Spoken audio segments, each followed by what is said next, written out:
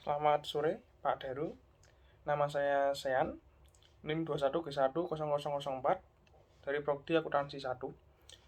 Kali ini saya akan mencoba untuk meringkas, membuat video reaction tentang artikel ketulusan dan suara hati. Mengenai ketulusan, dalam bahasa Indonesia, ketulusan atau kejujuran bisa diartikan sebagai kesungguhan atau keluhuran. Ketulusan dalam pikiran berarti kemauan untuk mengikuti apa yang sudah nyata dan semestinya dilakukan tanpa memutarbalikkan demi keuntungan apapun dan tidak cepat-cepat menarik kesimpulan dari informasi-informasi yang tidak akurat. Namun, zaman sekarang ini, kejujuran dan ketulusan hati sering dianggap sebagai kebodohan. Ada situasi-situasi tertentu yang dapat membenarkan tindakan berbohong. Tetapi masalahnya sekarang ini banyak orang berbohong dalam situasi yang seharusnya mengatakan kejujuran. Para salesman, agen-agen iklan, wartawan, dan lain-lain, mereka melakukan kebohongan untuk kebaikan. Lalu mengenai suara hati itu adalah keyakinan pribadi subjektif yang tulus dalam diri seorang. Perintah suara hati ini bersifat mutlak dan harus ditaati tanpa ada tawar-menawar. Di sini terletak martabat dan keluhuran seorang pribadi manusia. Namun hal ini bukan berarti cukup mentaati suara hati dan selesai masalahnya. Kita juga harus melihat nilai-nilai baru dan kebenaran-kebenarannya. Ada 3 faktor yang mempengaruhi suara hati. Yang pertama, komunikabilitas suara hati. Yang artinya memang ada kemungkinan nyata bahwa suara hati itu keliru dan sempit. Maka itu dibutuhkan suatu keterbukaan, dan ini berarti adanya suatu komunikasi satu sama lain. Dan yang sangat penting pula ketulusan dan kejujuran untuk bersama-sama mencari kebenaran dan nilai-nilai baru. Kemudian faktor yang kedua adalah otonomi suara hati.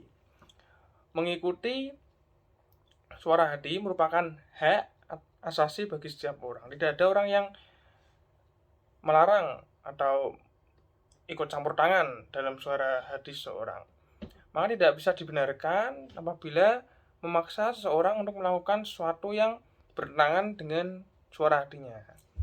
Salah satu ciri khas penting dari suara hati adalah otonominya itu. Artinya orang itu menyadari betul nilai dari apa yang diwajibkan oleh suara hatinya dan bukan hanya karena diwajibkan dari pihak luar. Lalu faktor yang ketiga, transparansi suara hati. Transparan berarti bisa ditembus pandang karena bening dan jernih.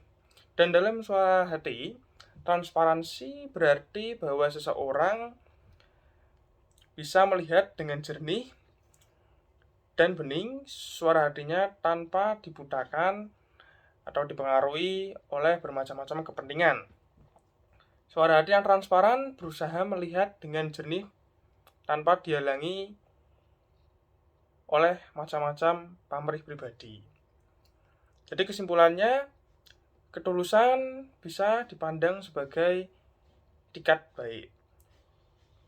Dan kemauan untuk menuruti suara hati yang otonom, komunikatif, dan transparan. Sebaliknya, ketidaktulusan bisa dilihat sebagai keengganan untuk mendengarkan dan bertindak sesuai dengan suara hati. Suara hati yang tidak pernah ditaati makin lama akan menjadi semakin tumpul dan akhirnya tidak akan kedengaran lagi karena sudah dibungkam.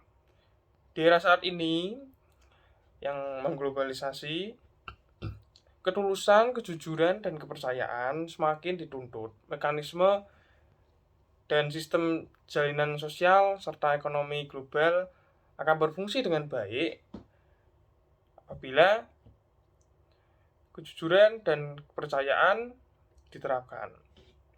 Dalam mengambil keputusan, kita ada baiknya mengikuti suara hati.